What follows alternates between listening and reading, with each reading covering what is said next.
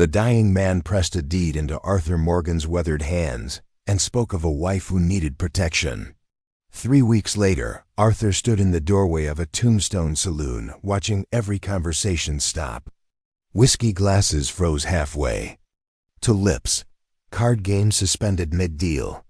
The woman beside him straightened her shoulders against the weight of their stares. Sheriff Coleman pushed through the crowd, his badge catching lamplight. His eyes moved between Arthur and the woman, calculating. Distances and trouble. How the hell did you two end up together? Arthur's throat felt dry as desert stone. The question hung in the air like smoke from a dying fire. Behind him, Michon Washington stood silent, her presence both shield and sword. The memory pulled him back 3 weeks, back to the empty trail where everything changed. Colonel James Holden lay dying in the shade of a twisted mesquite tree. His uniform told stories of old battles, but the sweat on his brow spoke of a newer war. Arthur had found him there, half-conscious and burning with fever. "Snake bite," Holden had whispered, though Arthur saw no wounds. "Got me good." Arthur knelt beside the older man, offering water from his canteen. Holden's hands shook as he drank. His eyes held the particular desperation of a man running out of time. "You heading toward Tucson?" Holden asked. Arthur nodded. He'd been drifting that direction for weeks, following work and avoiding questions about his past. Holden fumbled inside his coat, producing a folded document. His fingers trembled as he pressed it into Arthur's palm. "Take this, my ranch, 5 miles north of town." Arthur tried to hand it back. "I can't take your land, mister." "You can." "You will." Holden's grip tightened with surprising strength. "My wife, she's there. Protect her. The Crimson Riders will come for her." The name meant nothing to Arthur then. It should have. "Promise me," Holden insisted, his voice breaking. "Promise me you'll keep her safe." Arthur had given his word to dying men before. Sometimes it was all a man could do. "I promise." Holden smiled then, something peaceful settling over his features. "Tell her James said goodbye." By morning, the colonel was gone. Arthur buried him beneath the mesquite tree and rode north toward a responsibility he never wanted. The ranch sat on good land, with a clear stream running behind a modest house. Arthur approached slowly, hat in hand, rehearsing words of condolence. He expected tears. He expected helplessness. He expected a woman who would need him to make decisions about selling the property and moving on. Instead, he found Michon. She stood on the porch like she owned not just the house, but the horizon beyond it. Her dress was simple but well-maintained. Her posture spoke of education and dignity. When she looked at him, her eyes held intelligence. That made Arthur suddenly aware of his own limitations. "You're not what I expected," she said. Arthur removed his hat. "Ma'am, I'm sorry to say your husband didn't make it." "I know." Her voice carried grief, but also something else. "Acceptance, maybe, or preparation. James has been dying for weeks." The poison was slow. Arthur's hand moved instinctively toward his gun. "Poison?" "Sit down, Mr. Morgan. We have much to discuss." She knew his name. She poured coffee and spoke of legal documents and a will that bound them together in ways Arthur couldn't have imagined. The ranch was his now, but so was she. Not as property, but as responsibility. James Holden had been thorough in his planning. "The Crimson Riders killed my first family," she explained, her voice steady as mountain stone. "James married me for protection.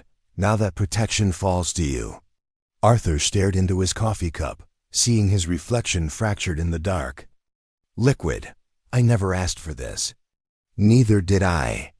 The silence stretched between them, filled with unspoken questions and unwanted obligations.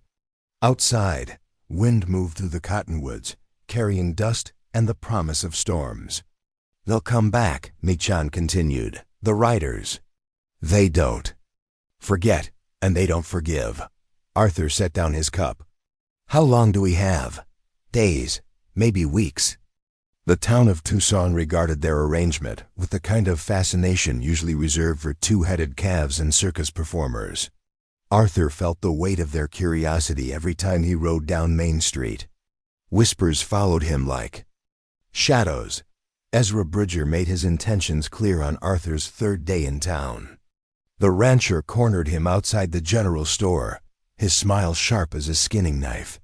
"Heard you inherited some interesting property," Bridger said. Arthur loaded supplies into his wagon, ignoring the man's tone. "Just trying to mind my own business." "That's admirable. But business has a way of becoming complicated." Bridger's eyes moved toward the wagon, toward the supplies meant for two people. "Especially when it involves certain arrangements." The threat hung between them, unspoken but clear. Arthur finished loading his supplies and climbed onto the wagon seat. Complications tend to sort themselves out. Indeed they do. Back at the ranch, Arthur found Machan tending a small garden behind the house. She moved with purpose, her hands sure in the soil. She looked up as he approached, reading something in his expression. "Trouble in town? Nothing I can't handle." She straightened, wiping dirt from her hands. "Mr. Morgan, we need to understand something. I'm not helpless. I'm not weak. And I'm not going to hide while you face what's coming." Arthur studied her face, seeing determination carved in the set of her jaw. "Your husband asked me to protect you. My husband asked you to keep me safe. There's a difference." That evening, they sat on the porch as darkness settled over the land. The air carried the scent of sage and the distant promise of rain. Arthur cleaned his rifle while Machan mended a torn shirt, their silence comfortable in the way of people learning to share space. "Tell me about the Crimson Riders," Arthur said finally. Machan set down her needle. "They're led by a man named Reynolds. Captain Malcolm Reynolds. He fought for the Confederacy, but the war ending didn't stop his war. What do they want with you? I can read. I can write. I can do numbers." She folded the shirt carefully. "I helped other families escape." Families like mine, Arthur understood then. The Crimson Riders weren't just outlaws. They were men trying to preserve a world that was slipping away, one family at a time. "How many are there?" 12, maybe 15. "They move in small groups. Hit fast, disappear into the mountains." Arthur nodded, his mind already working through possibilities. "We'll need supplies, ammunition, and we'll need to be ready to move fast." Machan looked at him, something shifting in her expression. Your husband trusted me to keep you safe. I gave him my word." She smiled then, the first genuine smile he'd seen from her. "Then we better get ready for what's coming." In the distance, thunder rolled across the desert, promising storms that would wash the land clean or tear it apart. Arthur couldn't tell which, but he knew they would face it together. Arthur tried to make decisions the way he thought a man should. He chose their routes to town. He selected their supplies. He spoke for both of them when merchants asked questions. Each choice felt like stepping on broken glass. Machan watched him fumble through conversations with storekeepers, her silence sharp as winter wind. She stood 2 steps behind him, hands folded, face composed, but her eyes held storms. The ride back to the ranch stretched longer than the miles between them. Arthur gripped the reins, feeling the weight of her disapproval settle like dust on his shoulders. The wagon wheels found every rut in the road. "You don't need to speak for me," she said finally. Arthur kept his eyes on the horizon. "People expect certain things. People expect many things. That doesn't make them right." The truth of it sat between them, heavy and uncomfortable. Arthur had spent his life meeting other people's expectations. The habit ran deep as old wounds. At the ranch, Machan disappeared into the house while Arthur tended the horses. He found her later at the kitchen table, papers spread before her like battle plans. Numbers filled the margins in precise handwriting. The ranch's financial records lay open, revealing secrets Arthur hadn't thought to ask about. "We're 3 months behind on loan payments," she said without looking up. "The bank will foreclose by September." Arthur sank into a chair, feeling the weight of another man's debts. "How long have you known?" "Since before James died. The ranch has been failing for 2 years. Her pen scratched across the paper, calculating amounts that might as well have been written in foreign languages. Arthur could read tracks and weather signs, but numbers swam before his eyes like minnows in muddy water. "What do you think we should do?" he asked. Mitchen's pen stopped moving. She looked up, surprise flickering across her features. "You're asking me? You understand the books better than I do."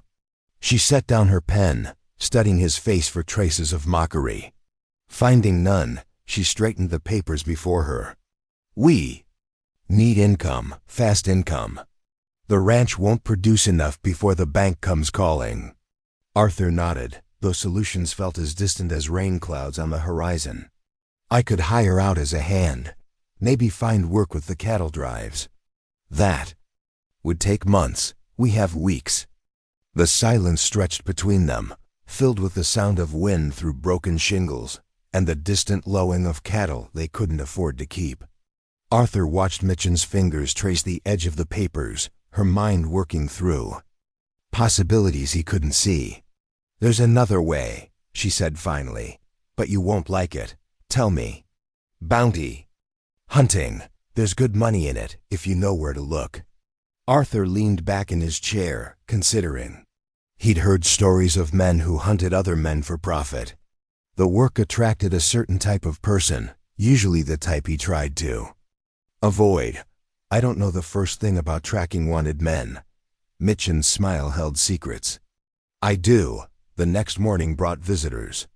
Arthur spotted them from the porch, 3 riders approaching through the morning haze.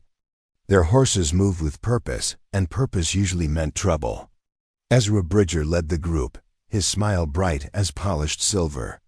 Behind him rode 2 men Arthur didn't recognize, their faces hard as winter ground. They stopped their horses at the edge of the yard, close enough to talk but far enough to run. "Morning, Arthur," Bridger called. "Beautiful day, isn't it?" Arthur stepped off the porch, his hand resting near his gun. "What brings you out this way, Ezra?" Neighborly concern. "Heard you might be having some financial difficulties."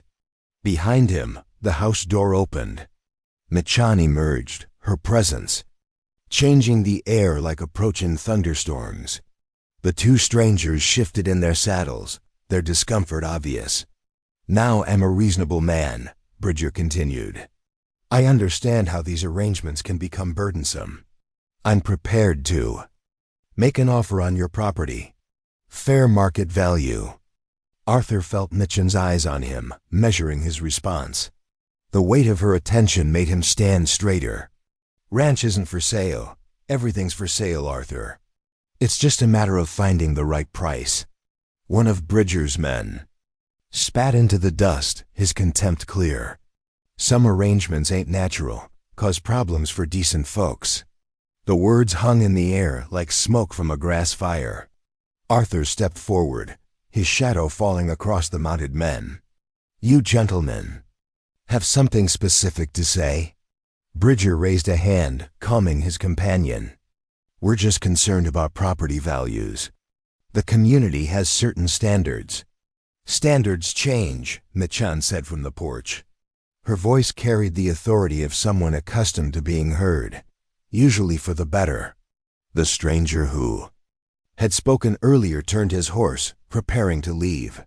"This ain't over." "No," Arthur said quietly. "I don't expect it is."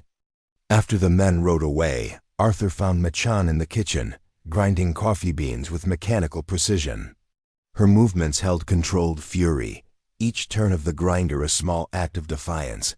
"They'll be back," she said. "I know." With more men next time. Arthur poured water into the coffee pot, his hand steady despite the tension coiling in his chest. "We'll deal with that when it comes."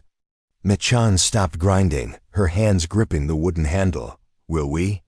Or will You decide what's best for both of us? The question cut deeper than insults. Arthur set down the water pitcher, turning to face her. I'm trying to do right by you. By me, or by your idea of what I need? The truth sat between them like a loaded gun. Arthur had been making choices based on assumptions, treating her like cargo to be protected rather than a person with her own mind. I don't know how to do this, he admitted. Do what? Live with someone who's smarter than me. Mitchen's expression softened slightly. Intelligence isn't about book learning, Arthur. You read signs I can't see. You understand things. I never will. She moved to the window, looking out at the land that bound them together. But I won't be managed. I won't be protected from my own decisions. Arthur joined her at the window, their reflections ghostly in the glass. What do you want from me? Partnership. Real partnership. The word felt foreign in his mouth.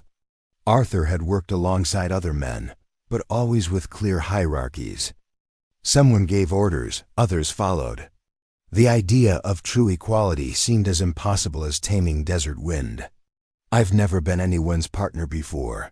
Neither have I, not really. That evening, they sat at the kitchen table with wanted posters spread between them. Mitchen had produced them from a hidden compartment in James's desk, her knowledge of their contents both impressive and disturbing. This one, she said, pointing to a weathered poster, Jake Morrison, wanted for cattle theft. He's been hitting ranches north of here. Arthur studied the drawing, memorizing features. How do you know where he operates? I pay attention. I listen. Information is currency if you know how to spend it. She pulled out another poster, this one more recent. Bill Hudson. Bank robbery in Phoenix. He's got family near the Mexican border. You know about his family? I know about all of them. Their habits, their weaknesses, their mistakes. Arthur looked at the woman across from him, seeing her clearly for the first time. She wasn't just educated or intelligent. She was dangerous in ways he was only beginning to understand. Why bounty? Hunting? He asked. Mitchen's fingers traced the edge of Morrison's poster. Because the law moves slowly. And some people don't wait for justice to find them. Outside, coyotes called to each other across the desert, their voices weaving together in ancient songs. Arthur listened to their conversation, understanding the language of pack hunters. There's something else, Mitchen said. Something I haven't told you. Arthur waited, letting silence create space for truth. Every man on these posters has connections to the Crimson Riders. They work together, trade information, share resources. The revelation settled over Arthur like morning frost. You're not just hunting for money. No, I'm hunting for answers. And eventually, I'm hunting for them. She gathered the posters, her movements efficient and purposeful. The question is whether you're willing to help me do both. Arthur considered. The choice before him. He could walk away, leave Mitchen to face her debts and her enemies alone. He could try to manage her, make decisions for both of them until she finally left, or until her patience snapped completely. Or he could trust her intelligence, her knowledge, her strength. He could become the partner she needed instead of the protector he thought she wanted. When do we start? He asked. Mitchen smiled, and for the first time since he'd met her. The expression reached her eyes. Tomorrow, we ride at dawn. The decision felt like stepping off a cliff, trusting that the ground would rise to meet him. Arthur had made many choices in his life, but few that felt as much like the beginning of something entirely new. Jake Morrison made his camp in a box canyon 20 miles north of Tucson. Mitchen had led them there through desert tracks that existed more in memory than on the ground. She read the landscape the way Arthur read poker faces, finding meaning in scattered stones and bent grass. They waited in the rocks above the canyon, watching Morrison tend his stolen cattle.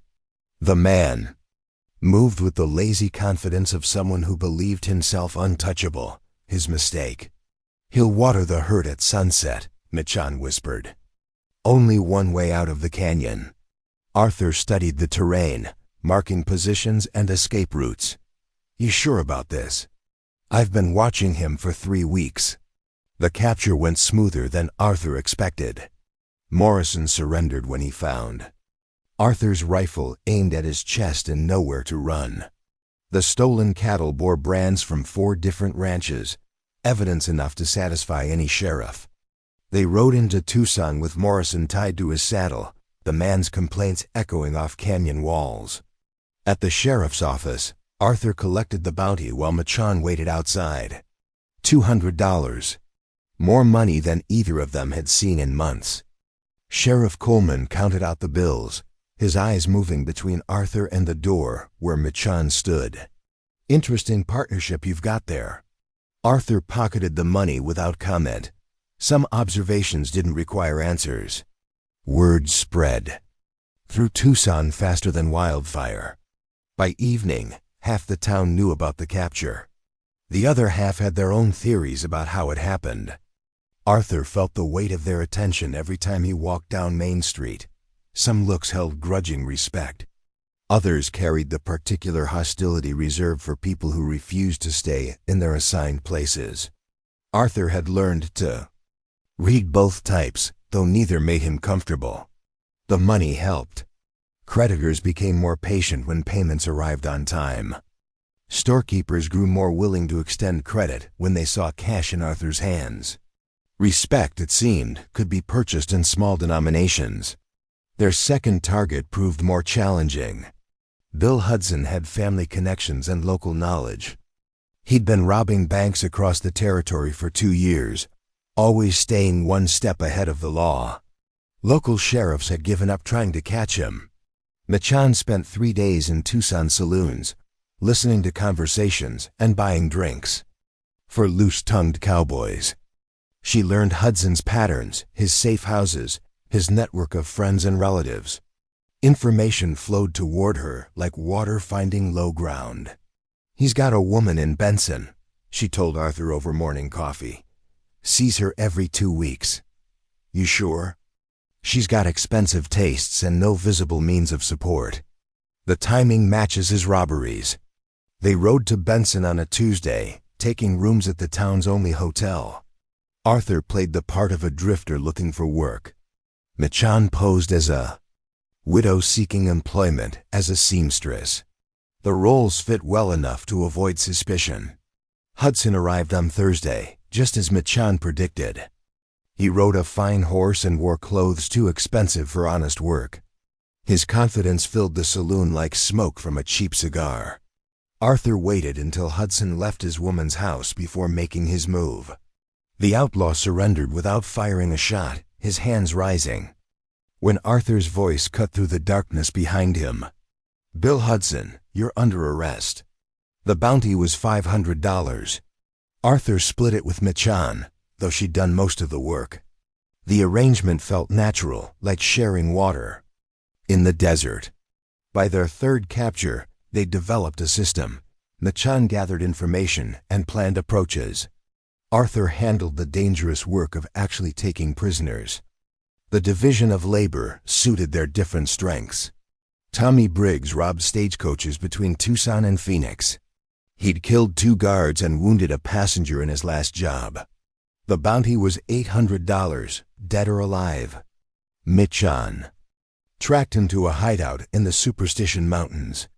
The man had chosen his position well, with clear views of all approaches and multiple escape routes. Taking him would require planning. "He's got supplies for a month," Machon observed through Arthur's field glasses. "But he's getting careless about his movements." Arthur studied the cabin through the lenses, noting details. "What do you mean?" "He walks to the stream every morning at the same time. Same path, same routine." They waited 2 days, confirming the pattern. On the 3rd morning, Arthur positioned himself along Briggs's route, while Machon created a distraction near the cabin. The plan worked perfectly. Briggs found Arthur waiting beside the stream, rifle ready. The outlaw's hand moved toward his gun before stopping. Arthur's reputation had begun to precede him. "You're making a mistake," Briggs said. Maybe, but I'm making it with $800. The capture made newspapers across the territory. Arthur Morgan and his mysterious partner had brought in 3 wanted men in 6 weeks. Their success rate attracted attention from sheriffs looking for help with their own problems. Job offers arrived by telegraph. Phoenix wanted help with cattle rustlers. Flagstaff had problems with claim jumpers. Yuma needed someone to track down a killer who'd escaped from their jail. Arthur found himself in the strange position of turning down work. The ranch required attention, and he'd learned to value Mitchen's judgment about which jobs to accept. Too dangerous, she said about the Yuma offer. 1 man against a killer with nothing to lose. The money's good. Dead men don't spend money. Her practicality grounded his occasional recklessness. Arthur had always been willing to take chances with his own life.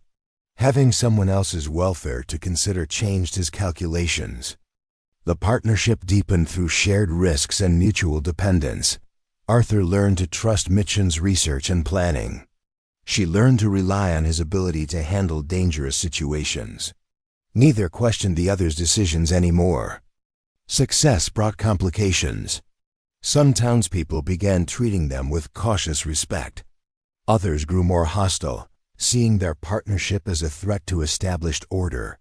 Arthur felt the tension every time they rode into Tucson. Ezra Bridger made his displeasure known through indirect channels. Storekeepers mentioned his interest in their business. Saloon patrons repeated his observations about unusual partnerships. The pressure built slowly, like water behind a dam. He's gathering support, Mitchen observed after a particularly uncomfortable trip to town. For what? For whatever comes. Next, Arthur understood the implication. Their success had made them visible, and visibility brought dangers beyond those they hunted. Some battles chose their own combatants. The ranch prospered under their combined attention. Arthur handled the physical work while Mitchen managed the finances. Their bounty hunting provided steady income, but the land gave them roots. They fell into comfortable routines, morning coffee on the porch, evening discussions over maps and wanted posters. The silences between them grew easier, filled with understanding rather than tension. One evening, as they planned their next hunt, Mitchen spread a different set of papers across the kitchen table. Arthur recognized some of the names from wanted posters, but others were new. What's this? Connections. Every man we've captured has ties to the Crimson Riders. They share information, trade supplies, coordinate activities. Arthur studied the web of relationships Mitchen had mapped. Lines connected names and places, forming a pattern that revealed the scope of the network they'd been unknowingly dismantling. You've been tracking this from the beginning. Every capture brings us closer to Reynolds and his men. They're not just outlaws, Arthur. They're part of something bigger. The revelation settled over Arthur like morning frost. Their partnership had been more than financial necessity or mutual convenience. Mitchen had been guiding them toward a larger purpose, one that went beyond bounty hunting. How long have you known? Since before we started. Every job I've chosen has been part of the hunt. Arthur looked at the woman across from him, seeing her with new clarity. She hadn't just been surviving or making money. She'd been waging war, using him as her weapon against enemies she couldn't face alone. You've been using me. We've been using each other. The question is whether you're willing to keep going. The choice spread before Arthur like branching trails. He could walk away, leave Mitchen to continue her hunt alone. He could demand explanations and guarantees about their future together.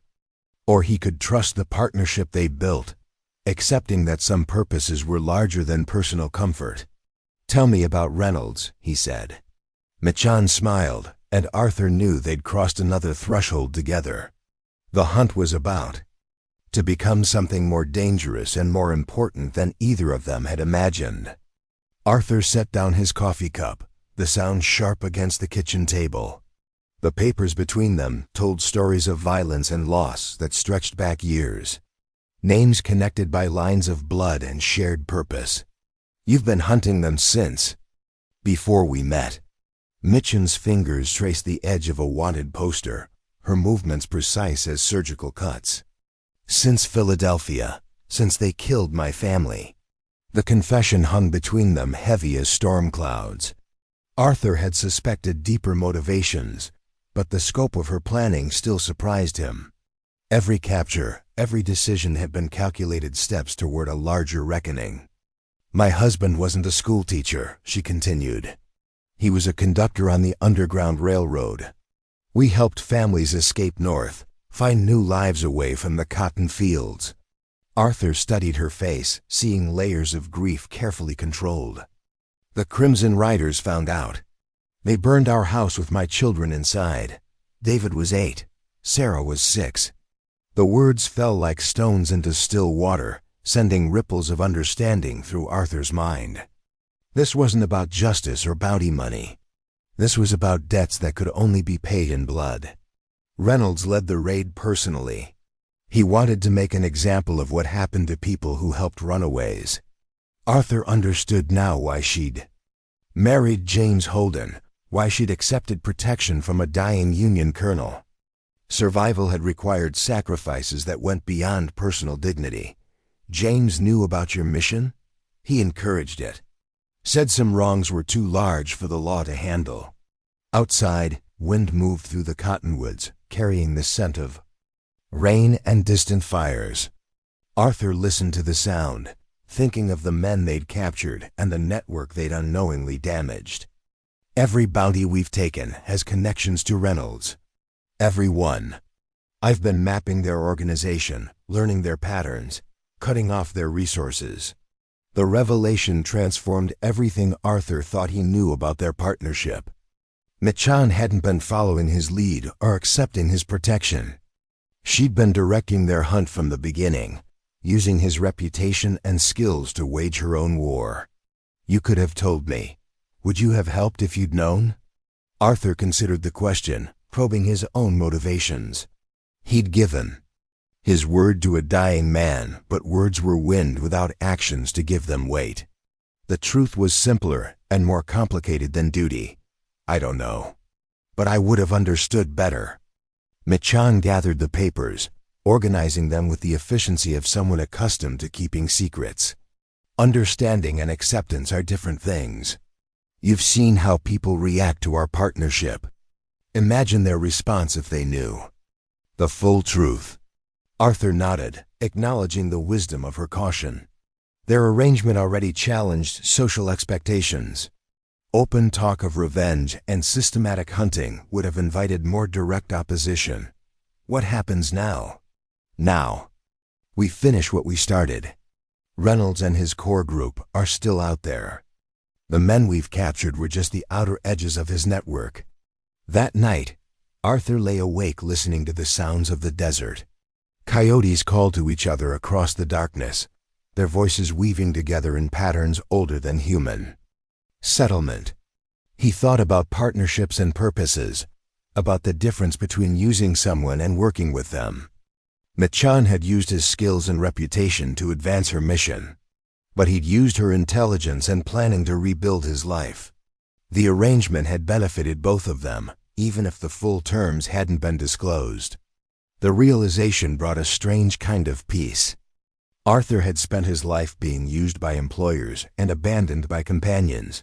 This felt different. Mitchen had needed him, but she'd also valued his contributions enough to make him a true partner. Morning brought unwelcome visitors. Arthur spotted the dust cloud from the porch, counting riders by the width of their trail. 6 men, moving with purpose toward the ranch. He called to Mitchen, who emerged from the house with a rifle in her hands. Reynolds? Arthur asked. Too early, but his reach is long. The riders approached openly, making no attempt at concealment. Arthur recognized Ezra Bridger among them, along with several men from town. Their faces carried the particular determination of people who'd convinced themselves they were doing righteous work. Bridger raised his hand as they entered the yard, his smile bright and false. "Morning, Arthur. Beautiful day for a conversation." Arthur stepped off the porch, positioning himself between the riders and the house. "Say what you came to say, Ezra. The community has concerns about your activities. Bounty hunting attracts a rough element. Some folks worry about the influence on local standards." Behind him, Arthur heard Mitchen's footsteps on the porch boards. Her presence changed the air, making the mounted men shift uncomfortably in. "Their saddles." "Standards change," she said, her voice carrying across the yard. "Usually for the better." One of Bridger's companions spat into the dust. "Some changes ain't natural. Create problems for decent people." Arthur felt the familiar tightness in his chest, the prelude to violence that had marked too many encounters in his past. But something else rose alongside the anger. Pride. Mitchen had proven herself in ways these men couldn't understand or appreciate. "My partner and I have brought 6 wanted men to justice," Arthur said. "We've recovered stolen property and made the territory safer for everyone." "Partner." Bridger repeated the word as if it tasted bitter. "That's an interesting term for your arrangement." "It's the accurate term." The admission surprised Arthur as much as his visitors. He'd been thinking of Mitchen as his responsibility, his burden, his complicated inheritance. But she'd become something more valuable and more dangerous than any of those labels suggested. "The town council has discussed your situation," Bridger continued. "We're prepared to make a generous offer for your property. Enough to relocate somewhere your arrangement might be better understood." Arthur looked at the men surrounding him, seeing fear dressed up as civic concern. They weren't trying to protect the community. They were trying to protect their own comfortable assumptions about how the world should work. "Ranch isn't for sale. Everything has a price, Arthur. Even partnerships." The threat hung in the air like smoke from green wood. Arthur counted weapons and distances, calculating odds and escape routes. 6 against 2, but they had the advantage of position and preparation. "You gentlemen should leave now," Mitchen said from the porch, "before this conversation becomes something nobody wants." Her tone carried quiet authority, the voice of someone accustomed to being obeyed. The mounted men looked at each other, uncertainty creeping into their expressions. Bridger gathered his reins, his smile finally fading. "This isn't over, Arthur. The community won't tolerate disruption indefinitely. Then the community needs to learn tolerance." After the riders left, Arthur found Mitchen cleaning her rifle on the kitchen table. Her movements were methodical, each motion precise and purposeful. The weapon gleamed under lamplight, well maintained and ready for use. "They'll be back," she said without looking up. "With more men next time, or they'll try something else. Pressure from the bank, problems with suppliers, accidents that aren't accidents." Arthur poured coffee for both of them, his hands steady, despite the tension coiling in his chest. "What do you want to do?" "Finish the hunt, before they finish us." The decision felt inevitable, like water finding its level. They'd crossed too many lines to retreat now. The partnership had become something larger than either of them had planned, a force that challenged everything their community believed about race and power and proper relationships. "Tell me about Reynolds," Arthur said. Mitchen set down her rifle, accepting the coffee cup with both hands. "He's not just an outlaw. He's a leader, a man who gives other men purpose and direction. The Crimson Riders aren't just criminals. They're believers." "What do they believe?" "That the old world can be preserved through violence. That some people are born to rule and others to serve. That change can be stopped with enough bullets and rope." Arthur understood the danger now. They weren't just hunting outlaws. They were fighting an idea, a vision of how society should be organized. Reynolds and his men saw Arthur and Mitchen's partnership as a threat to everything they valued. "How do we find him?" "We don't. He finds us." Mitchen pulled out a map. spreading it across the table beside her rifle.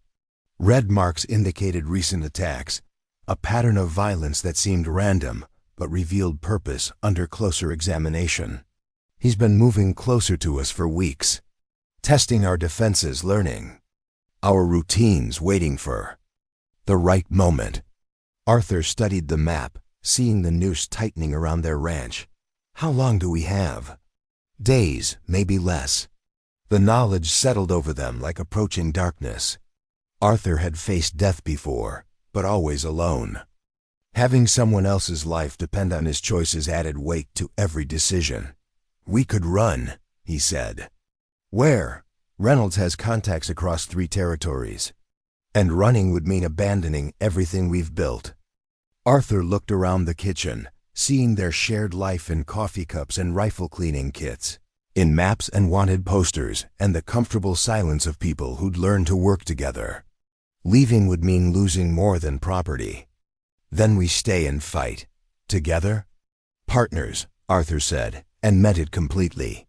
Outside, storm clouds gathered on the horizon, promising rain that would wash the land clean or flood it beyond recognition. Arthur couldn't tell which, but he knew they would face it as they'd faced everything else. Together, the trail led north through broken country, where ancient rivers had carved channels through red stone. Arthur followed tracks that seemed to disappear and reappear like desert mirages. Beside him, Machan read the landscape with the patience of someone who understood that secrets revealed themselves slowly. "They're not hiding," she observed, studying bent grass and scattered stones. "They want to be followed." Arthur nodded, recognizing the signs of men who'd stopped running. The Crimson Riders had chosen their ground carefully, leading Arthur and Machan toward confrontation on their own terms. The trail ended at a mesa overlooking the Gila River. Arthur counted smoke columns rising from the camp below. Too many. Fires for Reynolds' core group. The man had been gathering allies, preparing for something larger than simple revenge. 15 men, Machan whispered through the field glasses. Maybe more. Arthur studied the camp's layout, marking positions and escape routes. The Crimson Riders had positioned themselves well, with clear views of all approaches and the river at their backs. Taking them would require more than courage. "We could report this to the sheriff," Arthur suggested. "With what evidence? And how many deputies would be willing to ride against Reynolds?"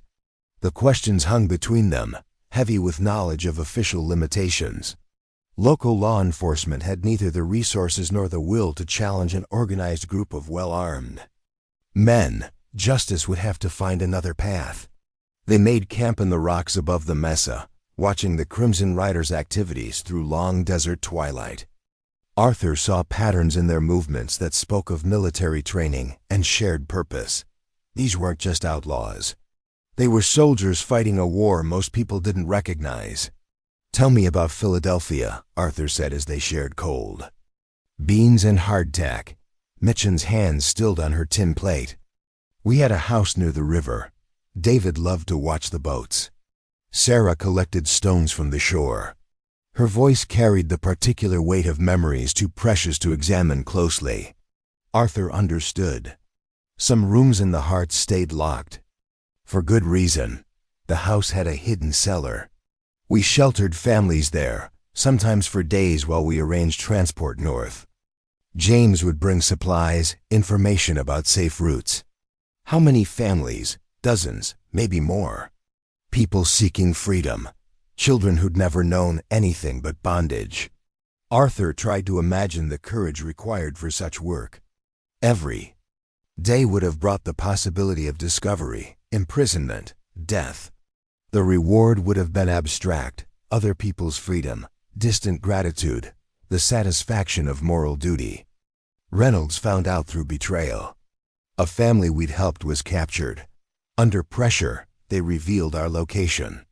The story unfolded in spare sentences, each word chosen carefully. Arthur heard the weight of survivor's guilt beneath her controlled narrative. Machan had been away when the attack came, returning to find her world reduced to ash and charred bone. I should have been there. Then you'd be dead too. Maybe that would have been better. Arthur understood the sentiment. He'd carried similar guilt about his own failures, his own absent moments when duty or cowardice had taken him away from people who needed him. The weight never fully lifted, but it could be shared. Your children would want you to finish this. I know, that's why I can't stop. The next morning brought revelation. Machan had been searching through James Holden's belongings, looking for anything that might help in their confrontation with Reynolds. Hidden beneath the false bottom of his travel desk, she found a leather journal bound with string. The pages revealed secrets that transformed everything Arthur thought he knew about their situation. James hadn't been just a Union colonel seeking protection for his wife. He'd been Reynolds' primary target, the man who disrupted Confederate supply lines and helped hundreds of people escape bondage. Reynolds poisoned him, Machan said, her voice tight with controlled fury. The snake bite was a lie. James was dying slowly, day by day, while Reynolds watched and waited. Arthur read the journal entries, seeing the full scope of James's strategic thinking.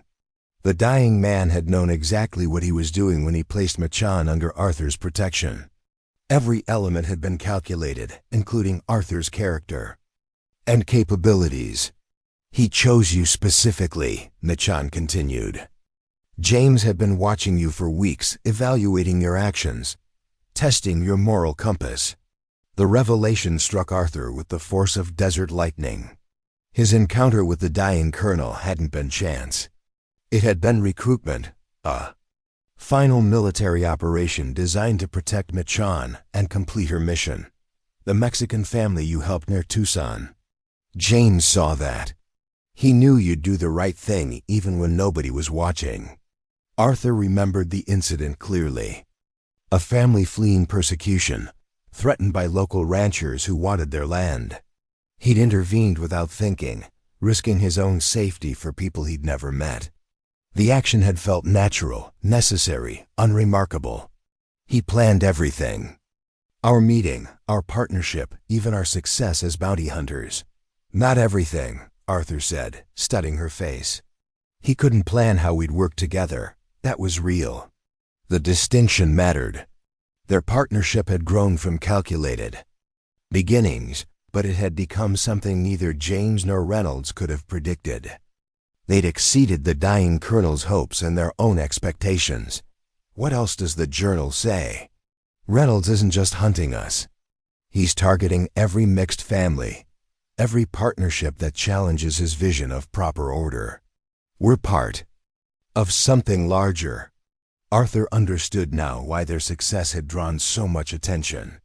They weren't just effective bounty hunters. They were symbols of change, proof that cooperation could transcend the boundaries others insisted were natural and permanent. How many families, dozens, scattered across 3 territories, living in fear, waiting for Reynolds to find them? The scope of the threat settled over Arthur like morning frost. This wasn't about personal revenge or old grievances. It was about the future, about what kind of society would emerge from the ruins of the old world. We could warn them, Arthur suggested. Warn them of what? That a man with 15 armed followers is hunting people who look like them. They already know that. They've always known. The truth cut deep. Arthur had been learning about dangers that other people lived with. Every day. His education in fear and persecution had been theoretical until now. What do you want to do? End it. Here now, before Reynolds spreads his poison any further. The decision felt like stepping off a cliff into darkness. Arthur had avoided such moments for most of his life, choosing safety over principle, survival over justice, but some fights chose their own combatants. 2 against 15. 2 against an idea. Ideas can be killed if you know where to aim. Arthur looked at the woman beside him, seeing her clearly for the first time. She wasn't seeking revenge or personal satisfaction. She was fighting for the future, for the right of people to choose their own partnerships and loyalties. What's your plan? We divide them, turn their strength against them. Make them fight each other instead of us. The strategy appealed to Arthur's practical nature. Direct confrontation would be suicide, but deception and misdirection might create opportunities. They'd proven effective at hunting individuals. Groups required different tactics. They expect us to run or attack directly, Michan continued. We'll do neither. What then? We'll give them what they want. A chance to prove their superiority, to demonstrate their power over people they consider inferior. Arthur studied her face, seeing calculations that went beyond simple tactics. You're planning to surrender. I'm planning to appear to surrender. There's a difference. The distinction fell thin as paper, but Arthur had learned to trust Michan's strategic thinking. She'd guided them through 6 successful captures and kept them alive through increasing danger. Her judgment had earned his faith. Tell me what you need. Time, patience, and the willingness to let them think they've won. The plan unfolded in whispered conversations and careful preparations. Arthur felt the familiar tightness in his chest, the prelude to violence that had marked too many encounters in his past. But something else rose alongside the fear. Purpose. For the first time in his life, he was fighting for something larger than personal survival. The sun set behind the mesa, painting the sky in shades of blood and gold. Arthur watched the light fade, thinking about choices and consequences, about the difference between existing and living. Tomorrow would bring either triumph or death, but tonight he felt the strange peace of a man who'd finally found his place in the world. Beside him, Michan checked her weapons one final time, her movements precise and purposeful. She'd been preparing for this moment since Philadelphia, since the night her world burned. Tomorrow would bring either justice or martyrdom, but tonight she was no longer alone in her mission. Dawn broke over the mesa like spilled blood across stone. Arthur and Michan descended toward the Crimson Riders' camp, their hands visible, weapons holstered. The appearance of surrender required careful choreography. Captain Malcolm Reynolds stepped from his tent as they approached. The man carried himself with military bearing, his gray uniform pressed despite weeks in the desert. His eyes held the particular coldness of someone who'd learned to kill without regret. Arthur Morgan, Reynolds said, his voice carrying Confederate authority. You've saved me considerable trouble. Arthur stopped 20 feet from the camp's edge, close enough to talk, but far enough to move. Behind Reynolds, his men emerged from tents and bedrolls, rifles ready but not yet aimed. We're tired of running, Arthur said. Reynolds smiled, the expression sharp as a skinning knife. Wise decision. Running only delays the inevitable. Michan stepped forward, her chin raised, in defiance even as she offered surrender. I want to speak with you, alone. You're hardly in a position to make demands. I'm in a position to make you an offer. Reynolds studied her face, reading calculations he couldn't quite decipher. What kind of offer? Information. About the families you're hunting. Their locations, their plans, their weaknesses.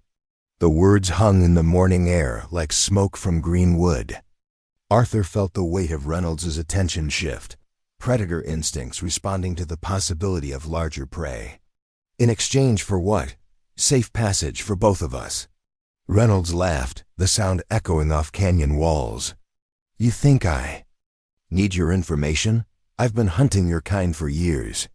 You've been hunting individuals. I'm offering you an entire network. The distinction mattered. Reynolds had been fighting a war of attrition, picking off isolated targets while the larger community survived.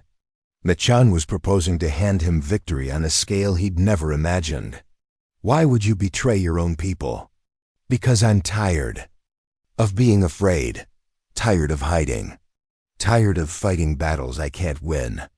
Arthur heard the exhaustion in her voice, the particular weariness of someone who'd carried too much weight for too long. The emotion felt genuine because it was genuine. Michan had been fighting this war for years, and fatigue made the best lies. Reynolds gestured toward his tent. "We'll discuss terms privately."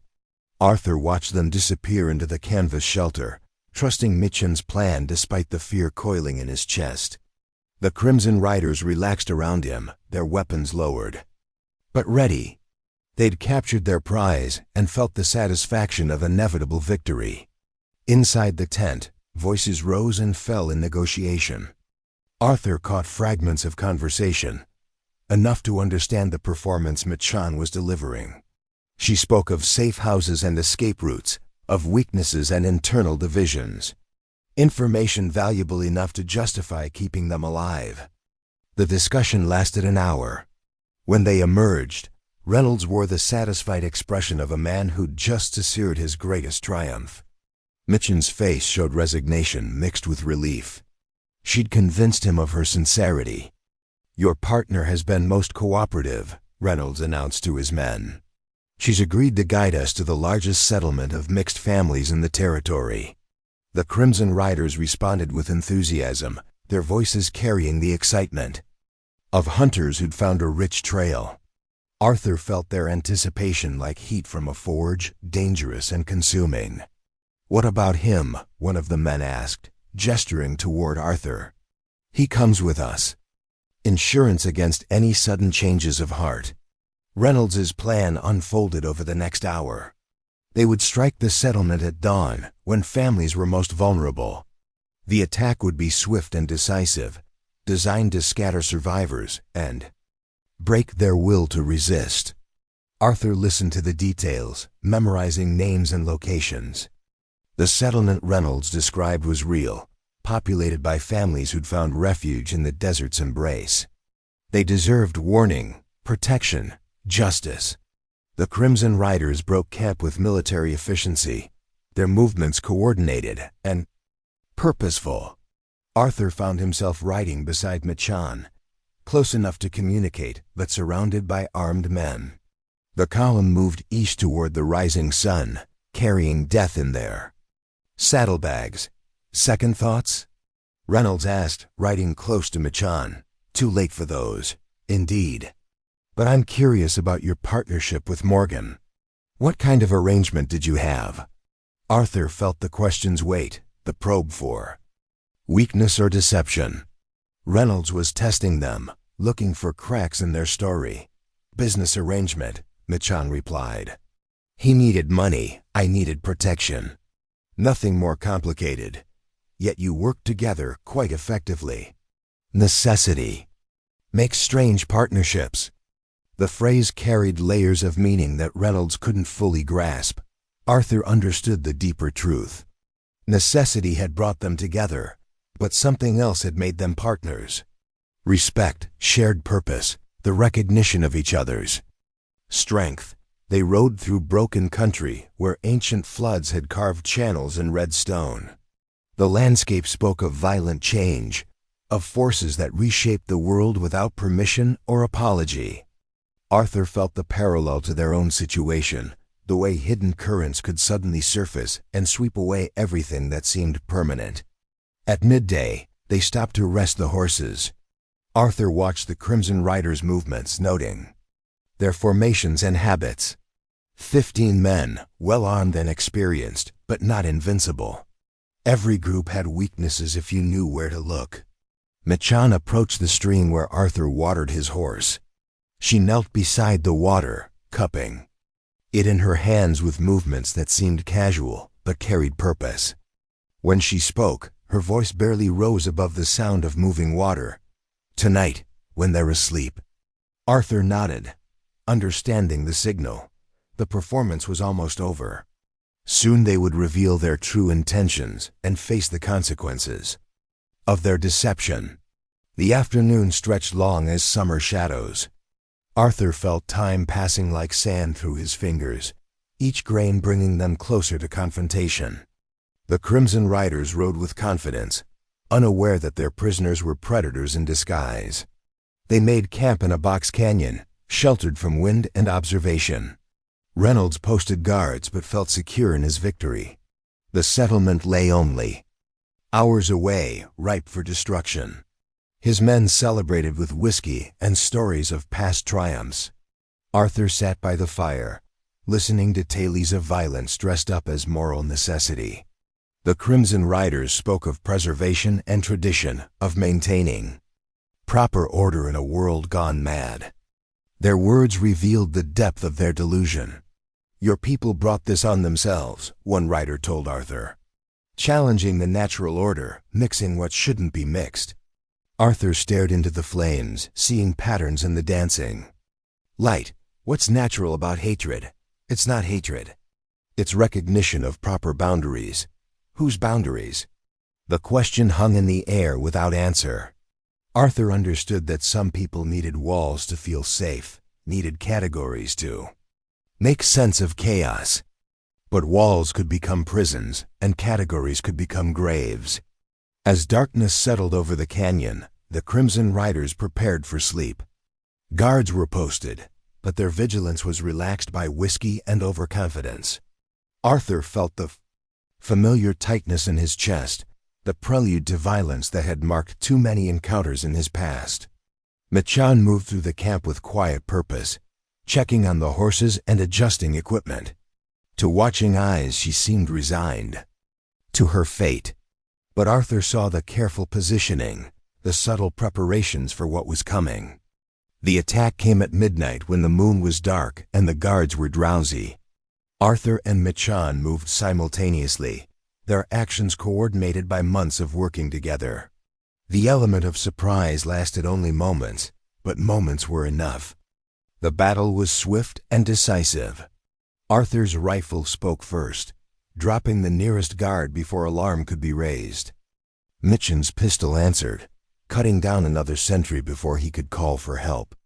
The camp erupted in chaos as sleeping men reached for weapons in darkness. Reynolds emerged from his tent, gun in hand, face twisted with fury. "You think you can fight all of us?" Arthur stepped into the firelight, his rifle trained on the captain's chest. "We already are."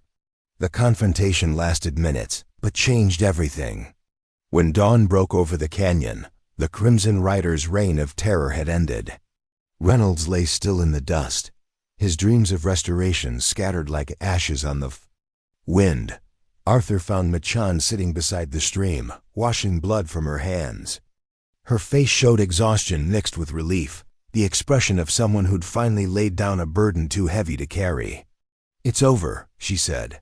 "The hunting part, but not the rest." She looked at him, understanding passing between them without words. They'd won this battle, but the war for hearts and minds would continue. Some people would always need enemies to feel righteous, divisions to feel secure. What happens now? Now we choose. Stay and fight the next battle, or find somewhere we can build something better.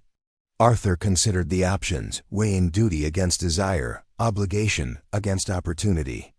The choice felt like standing at a crossroads where every path led to unknown country. "Together? Partners," she said, and the word carried weight beyond business arrangements or temporary alliances. They rode west toward California, toward a future neither could fully imagine. Behind them, the desert began its work of erasure, covering tracks and scattering bones. But some changes endured beyond seasons. Some partnerships transcended the boundaries others insisted were permanent. Word of their victory spread across the territory, carried by telegraph and travelers' tales. The story grew in the telling, becoming legend, inspiration, proof that courage could triumph over hatred when guided by justice and strengthened by genuine partnership. Arthur Morgan and Michan Washington had shocked the West not through violence or spectacle, but through the simple act of treating each other as equals. They'd proven that respect could bridge any divide, that partnership could overcome any obstacle, that love took many forms but always required choosing each other again and again. Their ranch in California became a refuge for other unlikely partnerships, a place where different people could find common ground. They trained others in the arts of tracking and negotiation, of reading signs and building trust. Their legacy spread like seeds on fertile ground, growing into something neither had imagined when a dying man first brought them together. The West would never be the same. And that, Arthur and Machan knew, was exactly as it should be. And that is all to the story, for now. Please let me know where you are tuning in from. Perhaps we will create a story there. Consider liking this video and subscribing to our channel. And if you enjoy our content, click this video on your screen. I promise you, it's worth watching. See you tomorrow.